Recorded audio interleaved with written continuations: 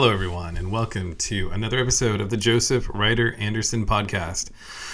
Today, we're going to be talking about the brand new Union Arena Yellow Saitama deck from the upcoming One Punch Man set. So, this deck is going to be a killer deck when it comes out and will probably be the single strongest deck. I know I talked about that in a previous episode. If you've listened to it, if you haven't listened to it, it was the one where I ranked every single One Punch Man deck. This one has all the tools it needs to really be a dominant deck in the Union Arena English meta. I think it could even arguably end up being number one deck in the format because it is so strong. And I think along with this deck, if it does end up being even just in the top three or vying with the other top two decks right now, then I think the meta could end up being actually a little more fun and varied. So this is not a deck to be afraid of so much as it is a deck to know about, a deck to understand, and also a deck that could cause some really interesting changes in the Union Arena meta that could ultimately make the game even more fun than it already is. And that's not to knock the current meta. The meta is already great. There's already a decent wide range of decks that are playable, and even outside the top decks, there are plenty of other decks that are still strong that you can play and do well with. And I feel like I've evidenced that fact. If you've been following my journey, I've won plenty of tournaments with off-meta decks, which is one of my favorite things to do, is to build off-meta decks that work. That's one of my favorite things in any TCG, and it works particularly well in Union Arena because of how well designed this game is. Anywho, let's talk about the Yellow Saitama deck. A couple of things. This is the deck that they have the starter deck made after. So Union Arena is really good at coming out with decks, starter decks that are based on competitive grade decks. It doesn't mean the decks that you get in the starter deck are competitive grade out of the box, but they have many of the staples you're going to need to build a more competitive level deck. To fill out those cards, you can buy booster boxes, or you can even just go to my article, which I will link, and click on the buy now, and you can buy the singles, which is much cheaper than buying the boxes and products. Just buy the singles via my links, and then you'll help out the website. But let's take a look at my upgraded build. Obviously, I haven't had a ton of time to test this, but this is not a deck that I feel scared about saying is going to be good because it just looks so strong. I have a very good feeling about it. Of course, if something were to change and I were to test it and it would be proved to be really bad once I get the cards, I will let you know, but I don't think that's going to happen. This deck should easily be, will easily be one of the top tier decks and could even be in the top three and possibly top deck in the format. It's that strong. Now, one thing that I will talk about before getting into the deck itself, what's interesting and why I say it could be healthy for the Union Arena meta is right now the Union Arena meta is highly removal focused. The removal decks do really well. We're talking about Sukuna. Why does Sukuna do so well? It can bounce cards easily back to the hand, and it can remove cards, has multiple different ways to do that. Code Geass has a fantastic removal capabilities. It can do a force block removal. It can remove by BP reduction. And the list kind of goes on from there.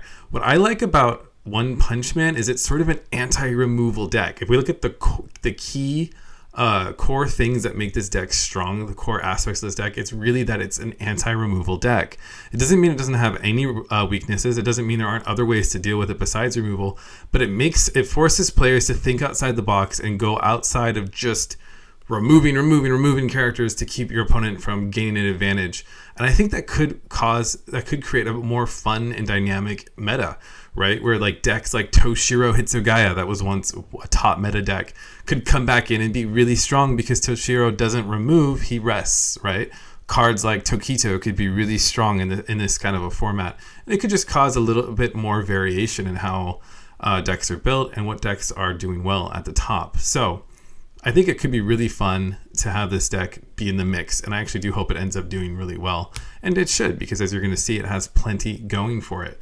So let's dive into the Saitamas first. Normally I would go through the zero cost all the way through, but I think that to understand this deck, you have to understand the Saitama characters, because they are what makes this deck broken, and that makes sense given it's a One Punch Man deck. Saitama is the strongest character in One Punch Man, and he is arguably one of the strongest anime characters of all time. So for that reason, it makes sense that he would be kind of broken. Up until now, we've never had a character in Union Arena that has higher than 5,000 BP. 5,000 BP is sort of that stretch character who's typically harder to play, usually because he or she has a higher energy cost. Saitama kind of breaks that rule because he doesn't have a super high energy cost. You can play him for as early as 3 energy. And he has 10,000 BP, which is kind of insane. However, each one of the 3 Saitamas in this deck has a massive drawback. So starting with the 3-cost character, at the end of your turn or the end of your attack phase, he's going to be moved back to the energy line. So that means he's not going to be able to be a strong board presence to block opposing attacks. The other Saitama, the cost 4 2-action Saitama, goes to the bottom of your deck at the end of your attack phase. So you may be able to play him and get a removal when he's played, a 4,000 BP or less character, and you can attack with him, but then he's going to the bottom of your deck. That's a pretty big drawback, right? Because it means you're going to have less board presence to block attacks and things like that. Saitama, the 5-cost Saitama is the strongest Saitama in this deck, and arguably the strongest and most effective Saitama overall from One Punch Man. This guy does stick around, and his main drawback is that when he's attacking, he stays resting. So he doesn't ready during your end phase like he should. And that means you can't use him to block your opponent during your opponent's turn. Now, for each of these drawbacks, there is a way to a kind of a loophole out of it. Let's talk about the big 5-cost Saitama. So you do have a 0-cost king character who's very strong. He can't attack or block, even though he has 5,000 BP, which this sort of, again, ties in with the lore. Union Arena is great at bringing key lore concepts and translating that into game mechanics, which is really hard to do if you think about it, but it makes sense and it's great storytelling. So King can't attack or block. He's kind of useless in a way, right? But his ability is in how he interacts with Saitama, just like in the show. So at the end of your attack phase, you can put King on the bottom of your deck, and if you do, you can switch a Saitama character to active. So if you combine this with the 5-cost Saitama, who usually rests, you can basically, Saitama will then switch to active during the end phase. So he won't switch to active at the end of your attack phase, because that's what sort of nullifies that first time it should turn resting, but he will ready during the attack phase. So that's a really solid loophole. Of course, it requires you having King on your field, and you might not always have King on your field, but that makes King a really solid character to put on your energy line and leave on your energy line. What also makes Saitama strong is that he has the potential to be a damage 2 plus impact 2. He also comes in, you play him to active. He's 2 AP, but he comes in active. And as long as you sideline a Saitama card from your hand, discard a Saitama card from your hand, he gains impact. So, I say impact 2 because you can combine him with the one punch event card. So we'll get into that a little bit, but just right off the bat, let's just talk about him right off the bat. 10,000 BP, damage 2, and impact 1. That's still super strong. And he can't be removed by abilities. So that's, again, talking about that anti-removal aspect of this deck. That's super important. Every single Saitama in this deck cannot be removed by abilities. And what they mean by abilities is that means everything. So any effect that would remove a character cannot target Saitama. That means your trigger, your special trigger cannot get rid of Saitama. Your special, just playing it from your hand, cannot get rid of Saitama. Character effects that could remove a Saitama cannot remove Saitama. So this just is a hugely different mechanic than anything we've seen, and it's really the thing that makes Saitama stand out. Otherwise, he's a lot like a Lancelot, if you think about it. So Lancelot has damage 2 and impact 1.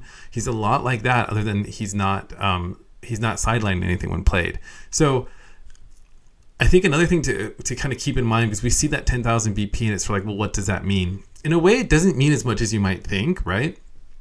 Having 10,000 BP means he's going to be really hard to get rid of via BP reducing effects, although it's not impossible.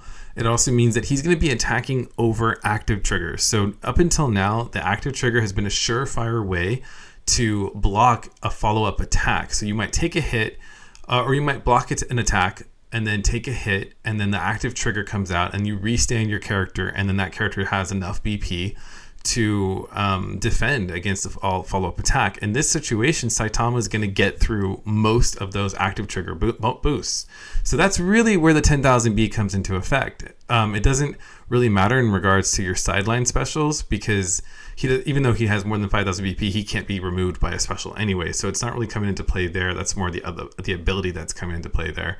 And then the 10,000 BP that also means that he can block just about anything. Although you can see that when attacking effect makes it so it's going to be pretty hard to use Saitama as a blocker, but it can certainly happen if you trigger your cards right.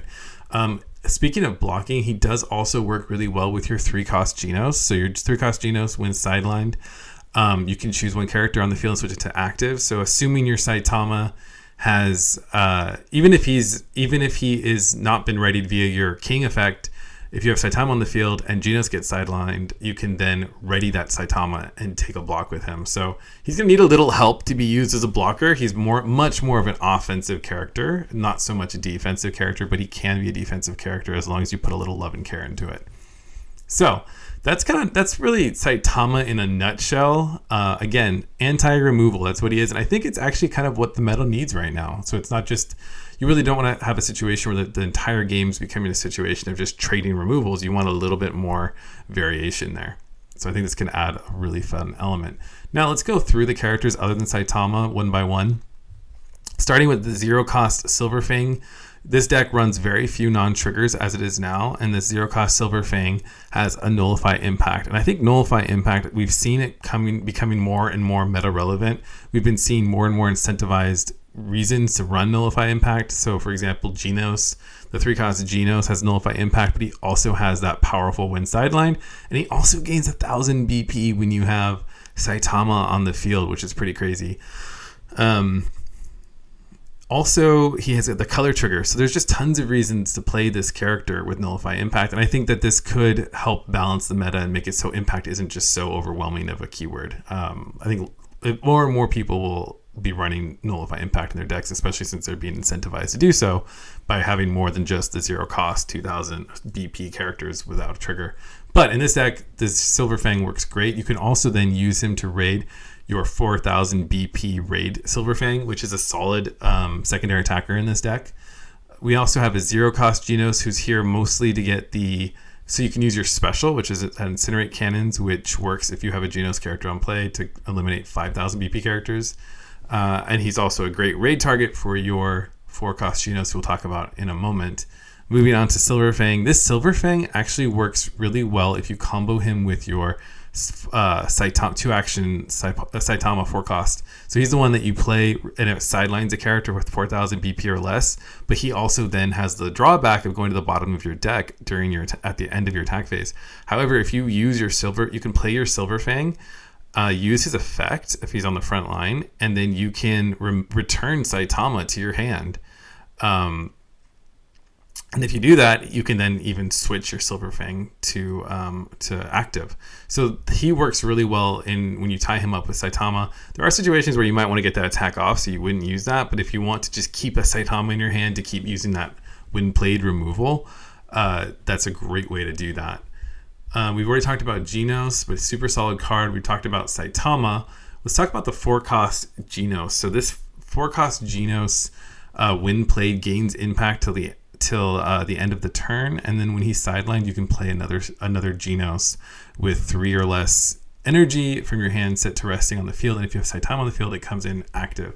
I think the way to think about this is it's a way. This deck is primarily going to be weak against rush decks, and I think that the game designers may have known that. I think that's why this sideline effect is relevant, is that if you're taking some hits, you can use this Genos sideline effect to play a Genos from your hand and continue blocking so you don't take so many hits. I think that's where this deck's going to be weakest, is that a lot of decks are going to be like, okay, I don't want to deal with your Saitama, so I'm just going to attack around him. He can only block so many times. So this Genos is a little bit of a safety net against that rush strategy, although it's definitely not foolproof and can only be effective to an extent. You still have to come out strong and take plenty of life early in order to make this a viable defensive strategy. So Genos is not like the strongest character in the world. He's just a really strong secondary attacker and supportive role character for this deck. So that's the way to think of Genos, because that impact 1 during your turn is not something that you would be like super crazy to have otherwise. But I think because he is easy to raid over your Genos you need to run anyways, and because he does help you defend a little bit against rush style decks, I think he's worthwhile including in this deck. Also, just being a 4K body, right? So you don't have your Saitamas. You're going to be playing mostly to use those wind plate effects and also you're going to be using them a little more strategically. You're not going to want to just like fill your board with them. You can't. They're 2 action point characters, but having a couple of 4K bodies around that you can just build a wall with if you need to is never a bad idea. Same thing goes for Silverfang. You can play him raidless or raided and he's still going to be effective. That's what I'm basically trying to say, is you can play Genos as well, raidless if you need to. Silverfang you can play raidless. He does of course have a huge advantage to be played raided, and that is you can use him to protect your characters from other character abilities until the start of your next turn. And then when you're attacking, you can draw cards. So that's super helpful in this deck because you're going to be discarding cards via your Saitama effects. So you are probably often going to not have a lot of cards in your deck. So this effect, what happens with this effect is if he's attacking and you have 2 or less cards in your hand, you can draw a card. So that incremental draw is going to be super helpful, especially in an energy color like yellow that typically doesn't have a ton of draw support. And I think if draw support is a big deal to you, there is a 2-cost Genos who doesn't have a trigger, but you could certainly make room for that 2-cost Genos, and he does let you draw a card. He lets you search for a card, and he also lets you draw a card if you have Saitama on the field. So if draw support is something you're worried about, that 2-cost Genos could be a really good card to add in as well. So we talked about everything there. We do have the standard 4 final trigger cards and 4 special trigger cards. I think the only other card really that we need to talk about here is the 1 punch event card. Super strong card, and again something that we have just not seen in the game before. If your opponent has 3 or more life, you can deal 1 damage to them. So that's a fantastic early way to just get ahead. Of course, once you get to the point where they have 3 life, once they get to the point where they have 2 life or less, you're going to be wanting to use the impact instead. And this is where you can make your Saitama insanely deadly by giving him, if you give this to your 5-cost Saitama, he's all of a sudden becoming a damage 2 impact 2 character, which means no matter what, unless your opponent has nullify impact, there's no way to stop that Saitama from taking 2 life. So super strong card, no matter what time you play it. Just make sure you remember that it can only take life earlier on in the game. So now that we've talked about all of that, let's talk about some of the ways that this deck is likely to impact the meta. We've talked about that a bit up front. Let's talk about it some more, especially if this deck ends up becoming the number 1 deck or even just in the top 3. And I think one of the big ways that it's going to impact the meta is just it's going to make those stun effects more impactful. People are not going to want to just be doing removal. They're going to look to use those Toshiro Hitsugaya freezing effects, those Tokito freezing effects to work around this powerful 10,000 BP character. And this deck's actually going to be relatively weak against those kinds of decks because it takes away a lot of the advantage. The main advantage of this deck is that your Saitama can't be removed by abilities. So all of a sudden, if you're just keeping him permanently rested, that takes away a lot of the reason to play this deck. So if this deck ends up becoming top tier to the point maybe even tier 0, you're going to see a lot of those decks coming out of the woodwork. And if you want to even just surprise some people, what happens in Union Arena, people and any TCG, when a new set comes out, people tend to want to play the new deck. So if you bring like a Toshiro deck to your store tournament and everybody there is running the Yellow Saitama, you're going to be in a pretty nice little situation there. I think that the other thing that is going to undoubtedly happen, and we're seeing this happen already anyways, people are going to be looking for ways to run a lot more impact in their decks because it's just going to be the main way to deal with these really powerful threats. All of a sudden, a card like Saitama powered up with 2 damage and 2 impact, if you have a nullify impact on the field, becomes very manageable. It's not a huge deal. So I think nullify impact is going to become more and more relevant, and especially since we're getting more and more cards that incentivize you outside of nullify impact to include them, it's just why not, right? Why not include those powerful Nullify Impact cards? I think another thing that could happen if this deck were to become super powerful, super prevalent in the meta, is that we could see a rise in popularity for Rush style decks. So earlier on in Union Arena, the Rush style decks had some pretty big showings at competitive tournaments, and that kind of stopped with Code Geass purple, I want to say. All of a sudden, Rush decks didn't do as well. It's not that they're unplayable, they just weren't as effective as they had been when there were more top-heavy decks like Kurapika running around. So I think I think that's partly because Code Geass purple, for the most part, doesn't have any trouble dealing with Rush-style decks. It can actually do really well against them in a lot of ways, as long as they don't come out too early. But I think that there's just been a general trend away from just trying to batter through your opponent as opposed to just using lots of removal to keep your opponent at bay. And I think those kinds of decks have become just more popular, the removal decks. So I think with this deck coming out, a lot of people are either going to want to use those freezing effects or they're going to want to just rush it. And this deck can certainly be rushed, especially since you have several effects that cause you to not have as strong of a board presence. So people are going to want to take advantage of that by just attacking around Saitama instead of dealing with him, which I think would be fun. I really like rush style decks, and I think it's fun when we have a lot more of them around, as opposed to just decks that are always looking to remove, and gain a card advantage that way. So I think that could be a really fun byproduct of this deck becoming more popular. And then lastly, I think the active trigger could end up being less of a catch-all trigger, right? Active trigger, if you hit it at the right time, right now is very, very strong and can actually win you a game if you get it the right time. But I think the thing is that if Saitama ends up becoming tier 0-ish, that active trigger is just not going to be a foolproof way to survive and attack anymore, because Saitama is so strong he can attack over that boost that you get from the active trigger. So I'm not trying to say active trigger is not going to be still good, because there are even against Saitama you could still use active trigger effectively, but I just think it could devalue in a lot of players' minds how effective the active trigger is. Like right now you have certain deck builds that get popular online where people build their deck around an active trigger, and I think that certainly will go away once this deck comes out and starts winning tournaments, but it'll become more of just a secondary sort of trigger, not something that would be a focus for most decks.